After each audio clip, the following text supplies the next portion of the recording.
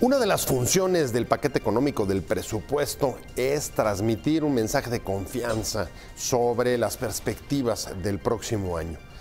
El paquete económico, el presupuesto de egresos de la Federación, tiene que estar listo y aprobado el próximo 15 de noviembre. Prácticamente no tiene mayores ajustes, salvo en el rubro de reconstrucción, donde se van a destinar recursos adicionales para hacer frente a la emergencia causada por los sismos del pasado mes de septiembre. Es un presupuesto, digámoslo así, cauteloso, aunque es año electoral y generalmente en esos momentos, en esas fechas, el dinero público se ve correr mucho más que en años no electorales y uno duda de que este vaya a ser un año distinto. De esto vamos a hablar hoy en Opiniones Encontradas. Muchas gracias por estar con nosotros en este programa en el que todas las ideas se pueden cuestionar siempre que se debatan. Si quiere, acompáñeme. Vamos a hacer un corte rapidísimo para entrar directamente aquí a nuestro debate en el foro.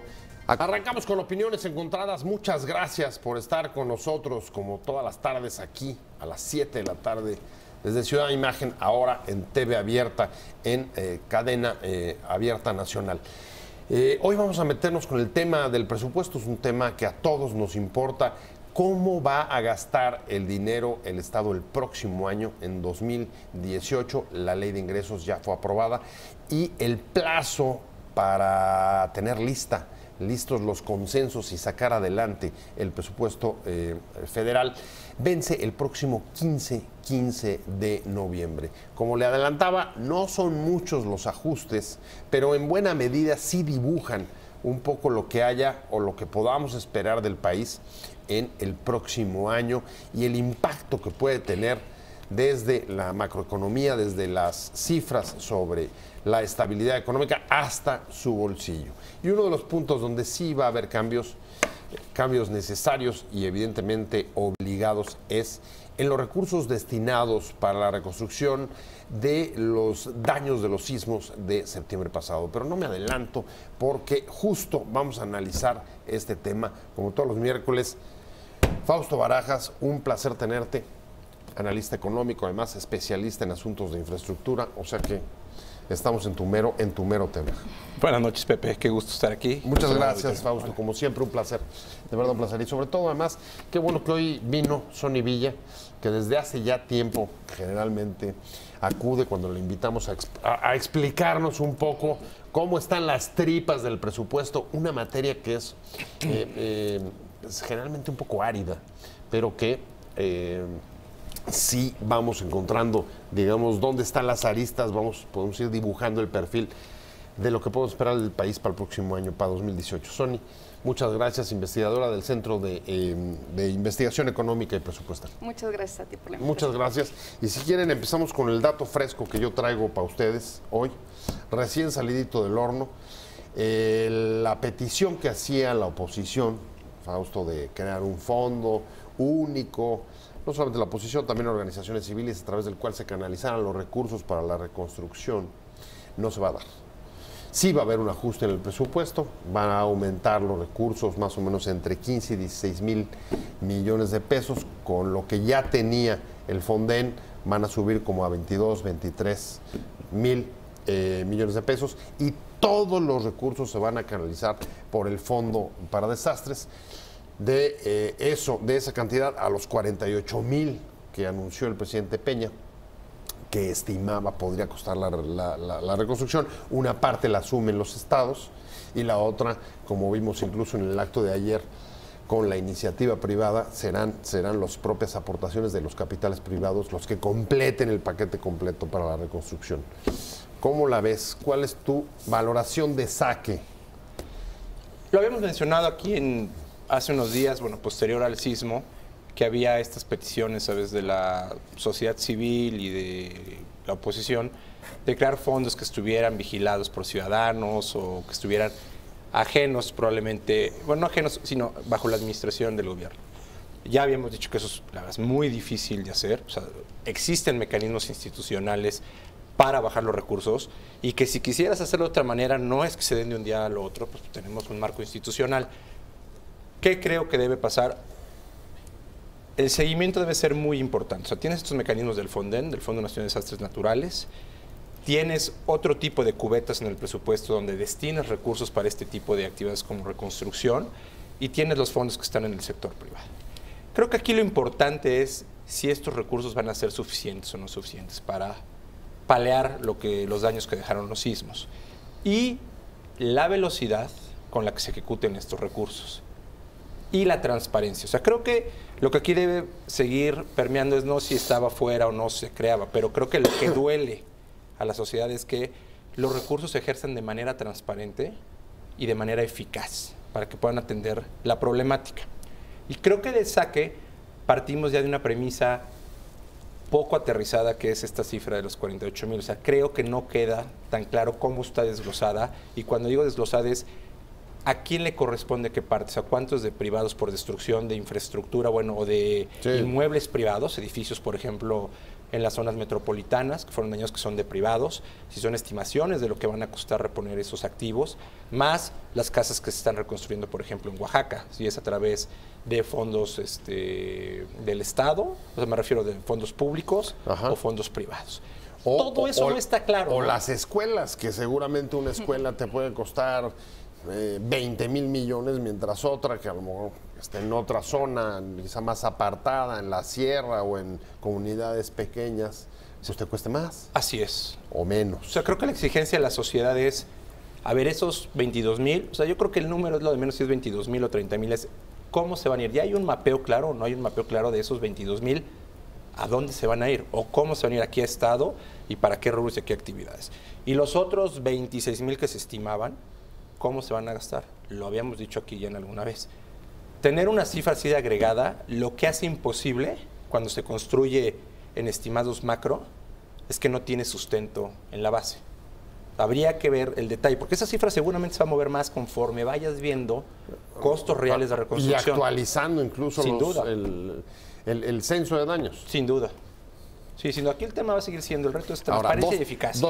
Transparencia y eficacia, y eso lo tomo, voy contigo, Sony, porque la verdad es que, comenzando por la primera, aquí también hemos escuchado a otras organizaciones civiles metidas en el tema presupuestal, y una de las críticas permanentes ha sido la falta de transparencia y acceso, digamos, a un conocimiento, digamos, puntual de en qué exactamente se está gastando cada uno de los pesos que componen el presupuesto.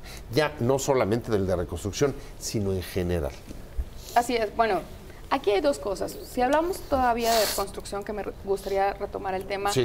Quisiera incluso que partir por ahí. Ajá. Es que tenemos que entender cuál es la responsabilidad de cada uno de los órdenes de gobierno.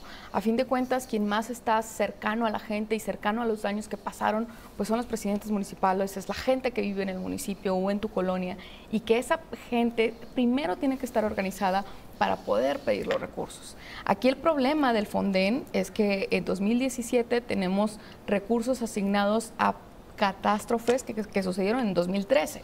Entonces, el hecho de que se aumenten los recursos para el siguiente año no implica que vayan a ser exclusivamente para los recursos derivados del sismo. Entonces, para ahí hay todavía una gran complicación, porque todos tienen que estar bien conscientes y organizados de quién tiene que hacer qué cosa. Porque para empezar, si el presidente municipal está peleado con el Estado, pues ya va a ser bien complicado bajar recursos del FONDEN. Y eso en épocas electorales todavía es mucho más peligroso. O sea, mayor el sesgo. Pues puede ser muy peligroso, ¿no? Y creo que en ese sentido es que la transparencia y la rendición de cuentas, que si bien ha habido un avance impresionante en materia de transparencia presupuestaria, solamente se da en dos etapas, antes y después. No hay nada en el Inter, no hay nada en el curso. La Secretaría de Hacienda tiene todo el derecho, porque la ley así se lo da, de poder modificar el presupuesto como quiera, y al final de cuentas en la cuenta pública dices, bueno, pues me terminé gastando más del 1000% de lo que había presupuestado para algunos programas de educación. Claro, ¿cuál es el control sobre ello? Exactamente, y creo que en ese tema todavía nos falta más seguimiento, mayor transparencia en un plazo más corto que solamente esperar. ¿Sumarías a las dos calificativos de Fausto el de discrecionalidad? En algunos casos, ¿por qué no? A ver, tú has sido funcionario público, Fausto, y conoces bien, digamos, los intríngulis de la ejecución de obras y obras grandes de infraestructura. Estas, desde luego, también lo serán, todo lo que implica la reconstrucción.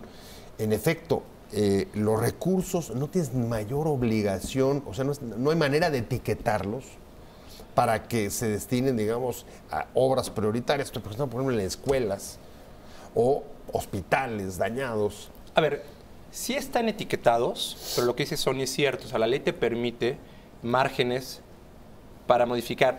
Sí creo que aquí, pues depende qué tanto uses estos mecanismos y sí depende de cada gobierno tener ese grado de flexibilidad.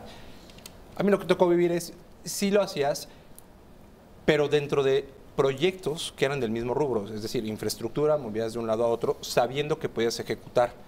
Yo creo que lo que se refiere, Sonia, es cuando pasas, por ejemplo, de un proyecto de construcción, reconstrucción, a gastos en publicidad.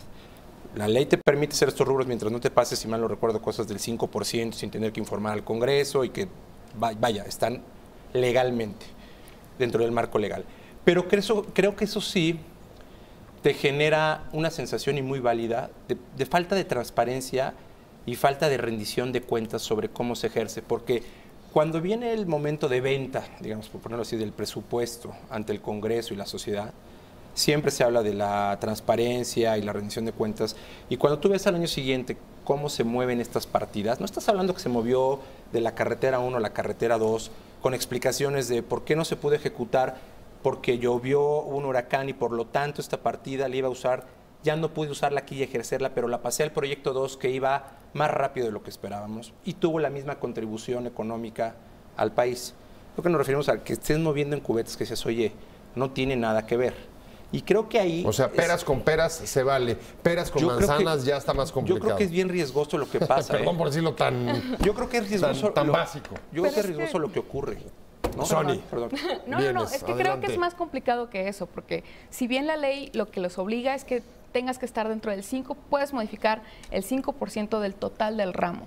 Pero el problema justo es qué pasa adentro del ramo. O sea, no es lo mismo estar construyendo una escuela para después pasárselo al sueldo del chofer de la directora de tal escuela, que está también en la nómina magisterial. Creo que esas cosas son de las que todavía no podemos permitir, que lamentablemente pasan. Y bueno, creo que esa es una de las cosas más preocupantes que existen en las modificaciones. O sea, al interior de cada ramo hay mucho margen para el malabarismo, por decirlo de alguna manera. Puede ser, y como mencionabas hace rato. Desde sueldos hasta... Sí, a lo mejor es la carretera, pero la cosa se vuelve todavía más complicada cuando la carretera A estaba en el estado de mi amigo y la carretera B pues no era tan mi amigo y entonces pues prefiero dársela a la carretera A que a la carretera B. Creo que esas son cosas que no deberíamos de permitir y que como ciudadanos tenemos la obligación de estar al tanto de qué sucede con nuestro dinero, porque a fin de cuentas es nuestro dinero. Pero a veces parece que va la cosa en sentido contrario, porque pues en la Comisión de Hacienda, lo acabamos de ver, se aprueba una iniciativa para permitir que los gobiernos del Estado puedan modificar las partidas de gastos personales. A ver, o sea, dar mayor discrecionalidad. Ustedes me corrigen si estoy bien o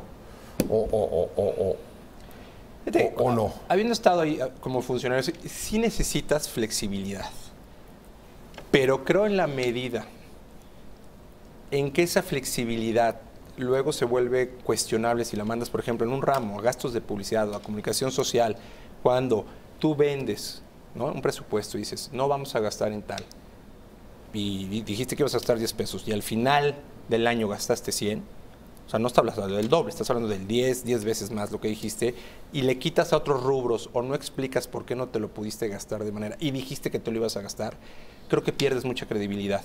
Y creo que ese es el punto que debería preocuparnos mucho como instituciones, porque luego tenemos estos temas del péndulo. Nos vamos, eventualmente, a querer restringir cada partida presupuestal para que te lo gastes en eso, y hay veces que quedas, desde el punto de vista de ejecutor, maniatado. Creo que lo que sí falta es mayor compromiso de cuando tú mandas un presupuesto, tratar de atenerte a lo que dices, y si lo vas a modificar, de veras que sea, a ver, si dices carreteras, hospitales, gástalo en esos rubros. Incluso si lo metes de una carretera a otro estado, Creo que lo que sí tiene el Ejecutivo es una obligación de la rendición de cuentas. Oye, ¿cómo tomaste la decisión? Nada más, cuando rindes cuentas, o sea, vas al Congreso, es ¿por qué mueves de A a B? Ah, bueno, porque llevaba una ejecución acá, tal. Cuidando eso, creo que puedes mantener la flexibilidad, porque creo que todo el mundo es racional al decir, bueno, a ver, es para carreteras, es para hospitales, es para escuelas. Ok, moviste dentro del concepto, pero no me lo estás moviendo a servicios personales, no me lo estás moviendo a comunicación social, porque ahí sí es donde se distorsiona o pierdes mucha credibilidad como ejecutivo. Y si a eso le agregas, por ejemplo, lentitud en bajar los recursos, me lleva, por ejemplo, a lo que hemos estado viendo en las últimas semanas, los reclamos, por ejemplo, de los partidos políticos de que no están llegando los recursos incluso para la emergencia.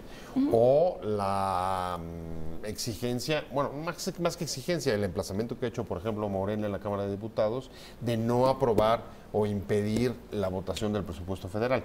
Digamos que ahí tienes otra parte, digamos, de politización. Definitivamente, creo que para empezar, todavía estamos en tiempos. También creo que el apresurar la aprobación del presupuesto no tiene sentido, y más cuando deberías de estar analizando más de 600 programas presupuestarios. 600 programas presupuestarios, eso ni siquiera nos habla de que tengamos una política clara, específica de cada una de las cosas y realmente reconocer de qué es lo prioritario. Y además, pues bueno, además de esta fragmentación que existe, pues también sabemos que la presión por pensiones es muy complicada. Es un problema que se trata de, lamentablemente, de patear la pelota, y que hay una generación que está en riesgo de estar muy mal. Que esto, pues bueno, a ver cuándo lo vamos a arreglar. Creo que son cosas que deberíamos estar discutiendo, y todavía lo más lamentable es que tengamos que esperar hasta el siguiente septiembre o octubre a volver a hablar de presupuesto. O sea, creo que México, si quiere ser un país que asegure derechos sociales, que asegure educación, que asegure salud, para empezar, o sea, deberíamos de estar pensando en cómo transformar el presupuesto, porque a fin de cuentas, pues cada vez se vuelve el tamaño del pastel más pequeño. Transformar el presupuesto, pero por lo pronto lo que nos gustaría es que nos dijeras cuál es el país que dibuja, al menos una pincelada general, el presupuesto que se va a aprobar, y si es suficiente para dar confianza en un año con un entorno económico muy complicada por las incertidumbres respecto a la posible finalización del TLC y, por supuesto, las incertidumbres derivadas de la elección presidencial. Déjame ver qué país dibuja el presupuesto para el próximo año, y es un paquete económico que logrará dar confianza en un entorno económico complicado, complejo como el que vamos a vivir en 2018, por las incertidumbres del TLC y, por supuesto, la elección presidencial. Estamos hablando con Fausto Barajas y me quedé contigo, Sony. Danos una pincelada grande de cuál es el país que tenemos para el próximo año, el que nos encamina este presupuesto. Claro, bueno, lo que vemos en el paquete 2018 es una reducción cada vez mayor del espacio fiscal. ¿Y qué me refiero con la reducción del espacio fiscal? Pues sí, cada vez tal vez tienes más recursos o menos. En este caso, ahora se está planteando un casi 23 puntos del PIB, cuando en 2016 se gastaron casi los 27 puntos. Cuidado, o sea, una reducción importante. Sin embargo, pues bueno, dada lo que discutíamos hace rato entre la credibilidad que tiene el presupuesto y lo que se va a terminar ejerciendo, pues esperemos que eso sea más, o todo el mundo espera, a fin de cuentas, que no haya una diferencia de 4 puntos del PIB. Eso es por un lado. Pero por el otro es que esta reducción del espacio fiscal no quiere decir que se esté reduciendo la cantidad que estamos gastando, sino que cada vez tienes más recursos que son comprometidos, y que entonces el espacio que te está quedando para dar educación, salud, vivienda, carreteras, para los ciudadanos, que a fin de cuentas es el impacto directo que quisiéramos todos ver, ese espacio cada vez está viendo más pequeño. Se reduce. Tenemos reducciones en educación, al menos en el sector central. ¿Cuánto traes en educación? Son 3.5 puntos del PIB, 2.5 del PIB.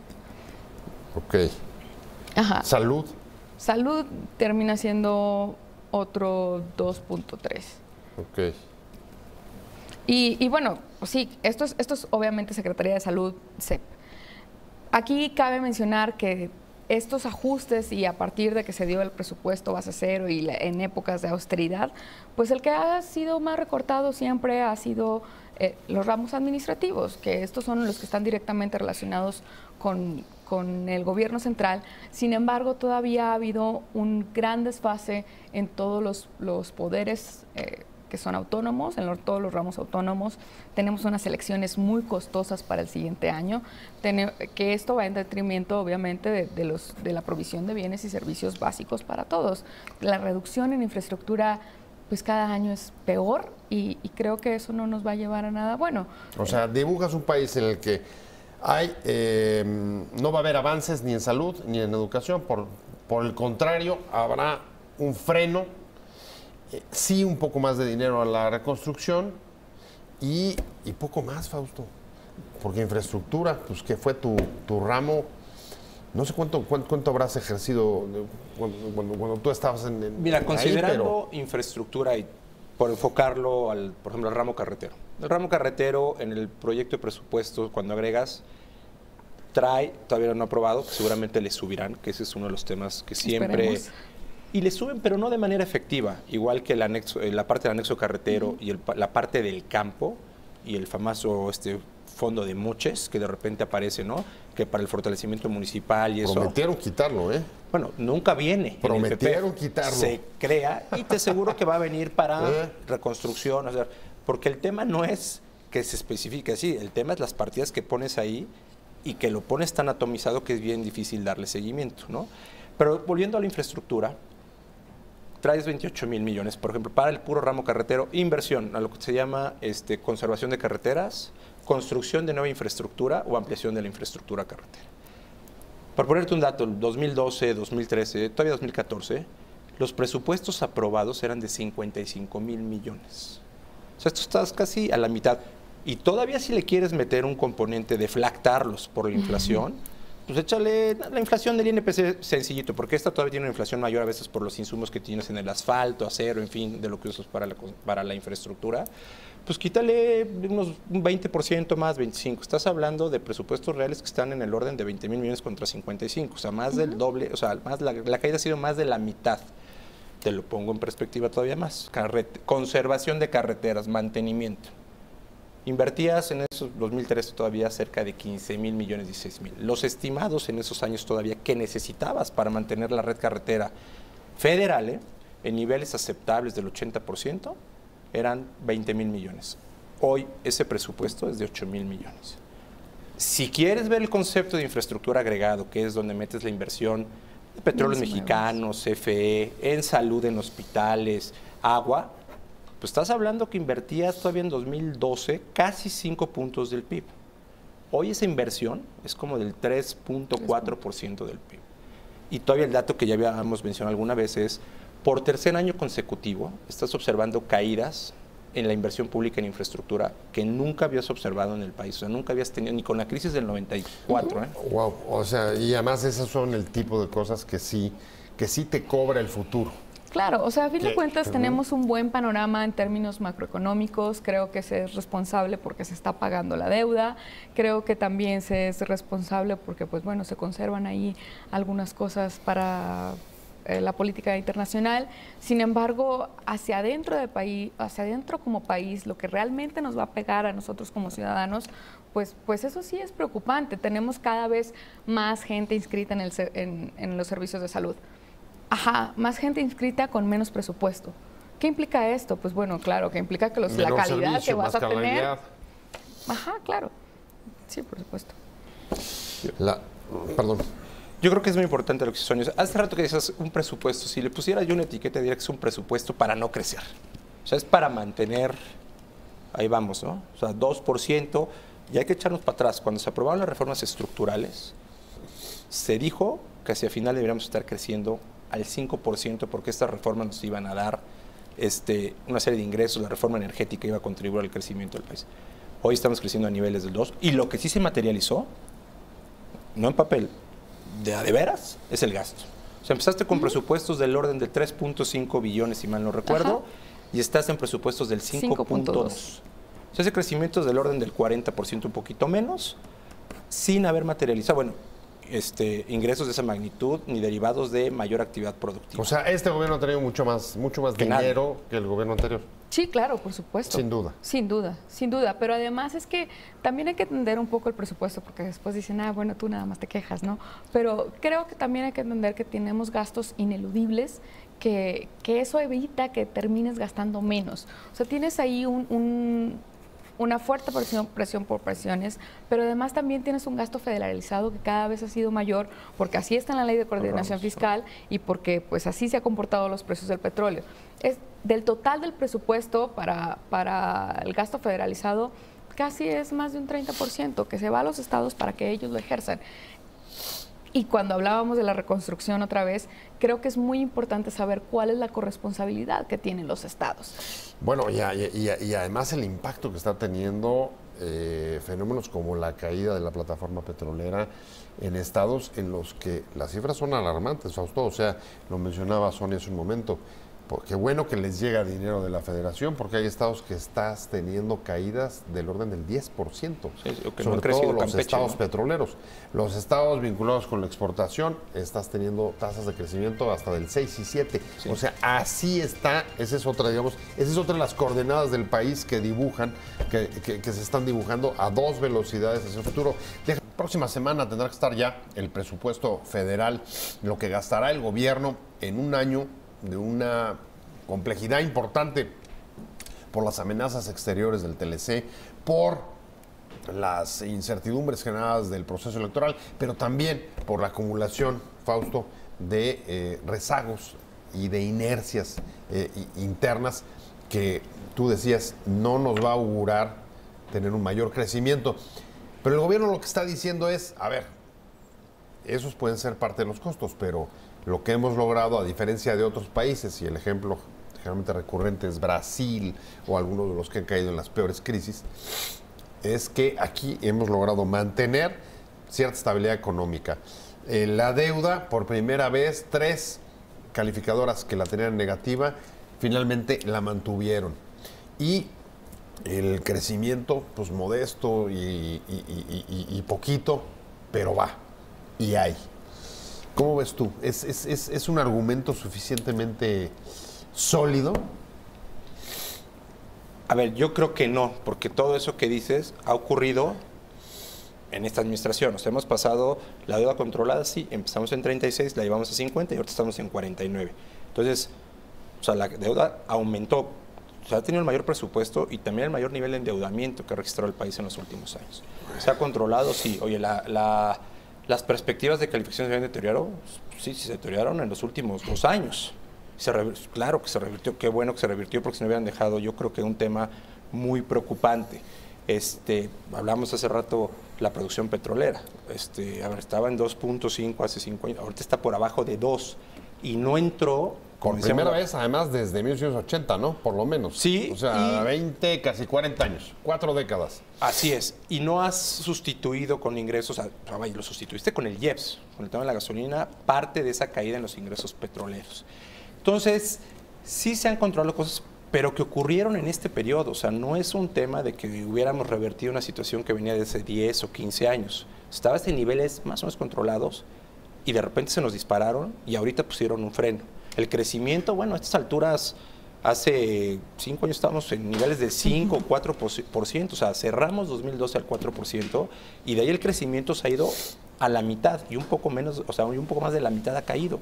Entonces, digo, a ver, sí estamos creciendo, otras latitudes, digo, está bien compararse, pero a ver, a la gente aquí dices, bueno, a ver, pues está bien Irlanda, qué bueno, suena bien, pero aquí el mexicano de a pie, pues es el que resiente todo esto, ¿no? No, aquí pagamos impuestos en México, no en Brasil, ¿no? Sí, claro. No, pero además yo creo que todavía lo más triste es que todavía le estemos apostando a la extracción de recursos naturales. Y además no solamente a la extracción de recursos naturales, sino ser tan específicos como seguir extrayendo petróleo. A ver, estamos en una era en donde las energías limpias van a ser cada vez más. Espero que cada vez sean más y mejores. Queremos tener un país sustentable, queremos preocuparnos por las siguientes generaciones. No podemos aparecer los millones de pesos de subirle el precio del petróleo y decir que va a aumentar el tipo de cambio y ya con eso estamos protegidos. Como y después encontramos como nos sucedió esta semana. ¿Verdad? Pero así ha sucedido en los últimos años también, y a lo mejor esa es la disculpa que, bueno, pues cada quien hace lo que puede y esa es la solución. Creo que definitivamente en la medida en que como ciudadanos paguemos impuestos, y no hablo solamente de los que nosotros pagamos, porque yo estoy segura que todos pagamos impuestos, pero también es que necesitamos un compromiso social de aquella base que todavía no ha sido captada, que necesita pagar impuestos, porque a la hora del derrumbe, pues lamentablemente son quienes también necesitan de mayores apoyos. Ahora, generalmente uno de los puntos, digamos, más delicados de un presupuesto como el de 2018 es producirse o tener que operar en un año electoral.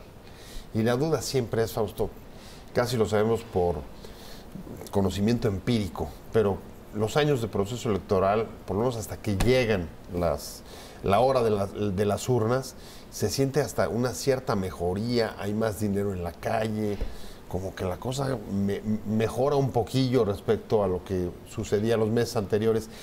¿Cómo poder saber y dar seguimiento justo al manejo electoral de un presupuesto como el que viene el próximo año?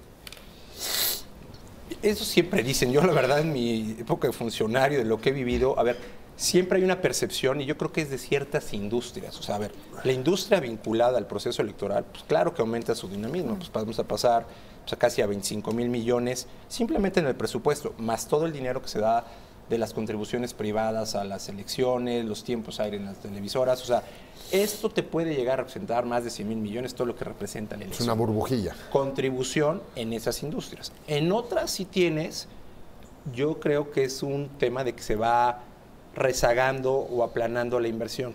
Infraestructura. Todo funcionario al final de la administración, pues no creo que le guste estar firmando mucho. O sea, eso es una experiencia que yo he visto. Al final, el último año también la gente las manos las guarda y el papel ya no lo firma. O sea, el ejercicio también se detiene mucho. Es mentira lo del año de Hidalgo. Yo creo, a ver, digo, seguramente habrá cosas, pero esperemos que no. Pero mi punto es, la gente, los funcionarios también se restringen mucho en términos del ejercicio de la inversión, dígase en las áreas ejecutoras, porque sí viene un tema eventual de auditoría y cambios de gobierno. Entonces, esto de que se suelta mucho el gasto, yo lo vi en el último año y tampoco es que gastaras mucho más de lo que venías gastando previamente. De hecho, hacia el segundo semestre del año, siempre cuando acaba un gobierno, Hacienda te cierra la llave y empieza a decir, se acabó. En la transición. Literal, o sea, se acabó la posibilidad de ejercicio, lo cual restringe toda la capacidad de ejercicio del gasto, al menos en inversión.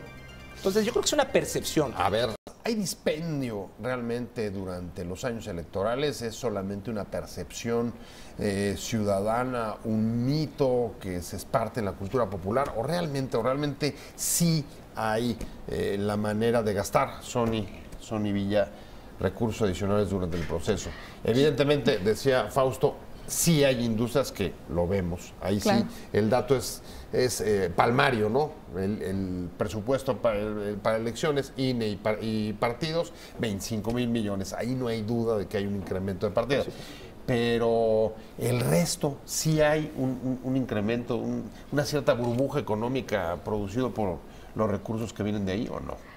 Yo creo que más que gasto en cosas que realmente impulsen la economía y vayan al crecimiento, los gastos que vemos durante campañas van hacia otras cosas, ¿no? Las pequeñas consultorías, los gastos en publicidad, pues obviamente se va a presumir todo lo que esta administración se hizo, que creo que esos son los gastos que se pueden incrementar. Sin embargo, difícilmente vas a ver que se haga un nuevo puente, que se haga una carretera.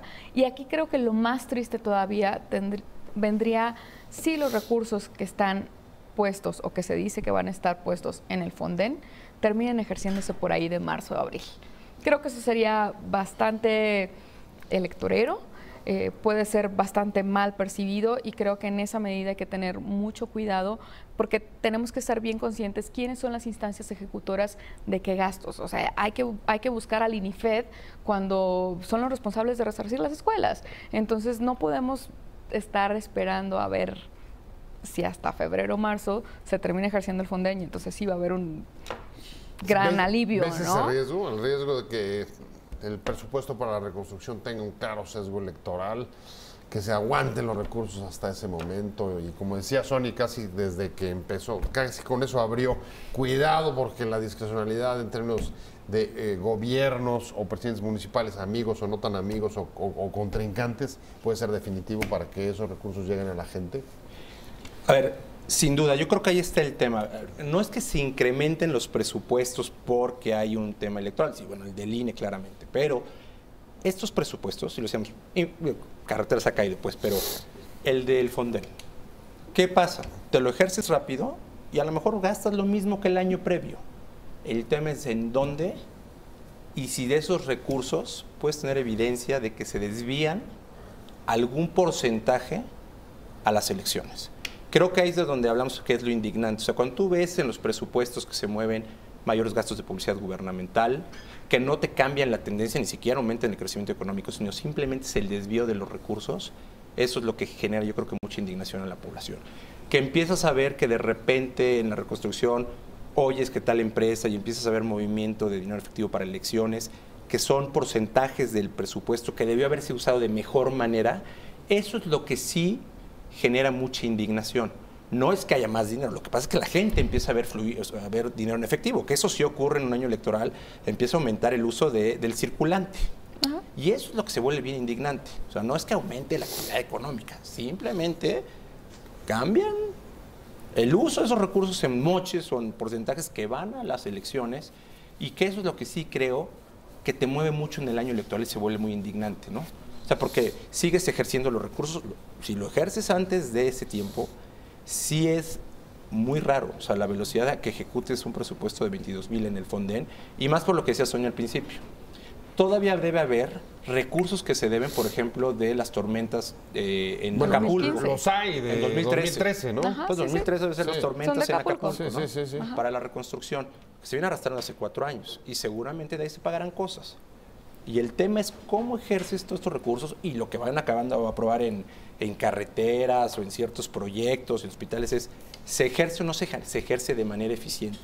¿Y a qué velocidad? Yo creo que esa es la parte que la gente dice, se vean más recursos en la economía, ¿no? Ahora, ese es el dispendio. Ahora, ¿cómo poder darle seguimiento a eso? Aquí resulta un tanto complicado, y sobre todo para los recursos de la reconstrucción, dado que el tema de viviendas. El tema de viviendas está a cargo de SEDATU en el antiguo programa que era Hábitat, ¿no? Que son los mecanismos por los cuales la gente pueda tener algún pago por su daño en vivienda. Si estos recursos que van a ser a través de SEDATU llegan por ahí de febrero o marzo, pues creo que puede haber bastantes malos entendidos. Y eso hay que cuidarlo también, porque hasta ese entonces solamente vamos a tener datos de los recursos trimestrales que fueron al primer trimestre. Y si es que. Entonces, esos son el tipo de transparencia que todavía creo que nos falta como país. Creo que a nivel anual hemos avanzado mucho, sin embargo, no en el corto tiempo, y eso puede ser bastante complicado. Es falta de transparencia y de rendición de cuentas, no dudo que haya una parte de eso, o es también una tradicional desconfianza que tenemos sobre el ejercicio del gasto público, pues simplemente pues por los escándalos y las desviaciones de corrupción. Es que son las dos, ¿no? Se han ido retroalimentando. O sea, a ver, tú tienes desconfianza y luego te tiras el péndulo y se vuelve muy duro la observancia del Congreso en el ejercicio de los recursos. ¿Por qué? Por lo que decíamos hace rato, a ver, ¿dónde está un desagregado, al menos en una versión beta, de en qué se va a ir los 22,000 millones? No hay, o no es pública. Ya de saque, cuando lo empieza a ejercer y ves el primer desvío o los primeros rumores, pues los ojos se voltean, y eso también tiene implicaciones bien serias en el ejercicio de la gente en el gobierno que hace las cosas bien. O sea, que hay muchos funcionarios que hacen las cosas, pues agarran y se repliegan, porque cualquier cosa que hacen me va a caer. Entonces tienes unos efectos bien perversos, porque no haces, o sea, de la transparencia no es que hagas algo ilegal, sino no pones la información en la mesa, entonces no hay manera de darle seguimiento, y cualquier cosa que brinca, pues reaccionas, y más en un año electoral. Pues obviamente los partidos políticos están observando, y en una tradición que hemos tenido. Ahora, curioso, porque ahí quizá la gran ventaja es que en año electoral tus principales observadores, tus principales supervisores del manejo de gastos, como por ejemplo los recursos de reconstrucción, van a ser los partidos políticos, que dicho sea de paso son los que van a aprobar este presupuesto el próximo, antes el 15 de noviembre. Antes del 15. ¿Se va a aprobar o no? No, yo creo que ya está hecho, no hay mucho de dónde cortar o no hay mucho de dónde reasignar. O sea, el mismo proyecto de presupuesto reconoce que el 83% del gasto ya está comprometido. Ya es obligatorio, no lo puedes tocar. Eso te queda una reducción pues bastante corta. Sin embargo, pues sí, tenemos que ser muy cuidadosos que los recursos se ejerzan bien, como dices. Ahora, hay que hacer un reconocimiento a la Secretaría de Hacienda porque justo el día de hoy estuvimos en la presentación de su nueva plataforma de contrataciones abiertas. Creo que es un paso muy importante, creo que es un muy buen paso. Sin embargo, pues bueno, habrá que esperar que todo esté ahí, porque por el momento solamente hay una parte, y hacer uso de estos datos. Bueno, ellos dicen además que van a bajar, por ejemplo, los recursos de reconstrucción, o que los han estado bajando a través de Bansefi, y puedes meterse a su página y vas a poder ver hasta la fotografía del funcionario que está recibiendo el recurso para ejercerlo. Ojalá, y eso está bien, y eso, yo creo que en una de esas te puedes ir al otro lado, y pasa. O sea, tienes tanta observancia que luego se vuelve un vía crucis ejercer el recurso. Y yo creo que te puede pasar. Y pasa más de lo que la gente cree. O sea, yo creo que a veces la percepción es mucho peor de lo que el gobierno puede ejercer, ¿eh? O sea, porque ahorita todo el mundo va a estar sobre Oaxaca, sobre Chiapas, viendo cómo está. Y creo que puedes llegar a tener temas de veras bajar los recursos con el impacto a la gente que resultó damnificada por los sismos. Se va a volver más lento, va a tardar. O sea, siempre... Fíjate, además es un círculo negativo que se alimenta, porque si se vuelve más lento por ese motivo, el resultado es que va a incrementar la suspicacia sobre el manejo. Y yo creo que en los estados va a ser particularmente, yo creo que al inverso, o sea, sí vas a generar tal parálisis por estar observando que todo mundo va a tratar de no observar el desempeño y la eficacia del gasto sino conducta. Es decir, cómo no violo las reglas o los lineamientos del Fonden, cómo cumplo con las reglas de Hacienda, cómo no me cae la función pública, cómo la ACF lo empieza a observar. Y el funcionario está solito, ¿eh? O sea, aquí, cuando hablas de gobierno, no, o sea, atrás no está papá gobierno defendiendo al funcionario que está en la trinchera. El que está ahí solito le dicen, pues ahí tienes tu bala y tu fusilito y a ver cómo le haces, ¿no? Ahora, y vamos hacia la recta final del programa, una de las cosas que se le pide a cualquier presupuesto pues, es efectivamente que logre transmitir confianza. Este año empezó, las propias autoridades, ese es el diagnóstico que tienen, con un choque brutal a la confianza por el tema del incremento del precio del dólar, que se fue a 22, el tema del incremento de los precios de la gasolina, la inflación. Este presupuesto, así como está, digamos, con todas las ataduras que tiene, con todas las limitaciones que pudiera ofrecer, logra dar un mensaje de estabilidad y de tranquilidad, de confianza finalmente, no solo a los mercados, sino también a los ciudadanos, ¿o cómo es? Creo que en términos macroeconómicos podemos estar bien. También creo que el presupuesto de egresos de la Federación año con año se ha terminado ejerciendo más de lo que realmente se aprobó. Y hasta que no veamos a un gobierno que realmente se apegue de cierta manera a lo que se apruebe, en mayor o menor medida, estoy totalmente de acuerdo que debe de haber algún tipo de flexibilidad, pero no una flexibilidad de 3 puntos del PIB, ¿verdad? Es que aquí sí hay dos enfoques absolutamente distintos. Y bueno, creo que en esa medida, pues, todavía tendremos que trabajar y la confianza espero que se gane alguna vez, pero creo que esta confianza está en la medida en que los recursos que se están transparentando sean utilizados y que la gente los entienda y que todos nos interesemos por saber cómo se gasta nuestro dinero a fin de cuentas. ¿Cómo ves, Fausto? ¿A quién deja tranquilo? ¿A los mercados o a los ciudadanos? Yo creo que a los mercados, y es una parte importante de la labor que cualquier gobierno debe hacer, o sea, porque también ahí puedes mitigar la inestabilidad. No creo que con un presupuesto mandes al 100% señales de tranquilidad. Sí mandas una señal sobre todo en el control de la deuda y que es un presupuesto austero. Y creo que eso los mercados los deja más tranquilos, a los financieros al menos. Eso no te exime de ninguna volatilidad. O sea, a ver, yo creo que independientemente, bueno, el presupuesto ayuda pues a mitigar ciertas cosas, pero creo que lo que sí nos debe preocupar más son los focos que están ahí latentes. O sea, te decían, bueno, ya pasó el tema Trump y entonces eso ayudó a que... No, el efecto Trump hoy está más vivo que nunca, ¿eh? Y hoy ya se manifiesta de dos maneras, dos cabezas, ¿no? El NAFTA, pues cada vez se ve, decían que para diciembre iba a estar cerrado. Más lo decían en agosto, pero no se ve. Lo que pasa es que no te dijeron de qué lado. Sí, bueno, sí, exacto. Cerrado sí, ¿no? pero no sabes ya está dónde. la cláusula, está la sunset, ¿no? Ya está ahí. Claramente hacia allá va o se ve difícil que se pueda negociar y con una perspectiva no buena, digamos, de que esto cierre rápidamente o que vaya a tener una salida buena. Dos, pues tienes la posible reforma fiscal en Estados Unidos, que yo Ahí creo que está, ahí también claro. Eso es todo que un esa tema. también es Claro. la otra amenaza que ves. Tienes pues, estos riesgos de la caída de la producción petrolera, que sigues dependiendo gran parte de los ingresos del sector público, de la plataforma de producción. Tan es así que, bueno, en la ley de ingresos, Oye. pues de repente los subimos $2.50. O sea, ¡pop! De repente. Claro. Aunque sobre esos temas, TLC, el gobierno dice, lo vamos a superar, no hay bronca.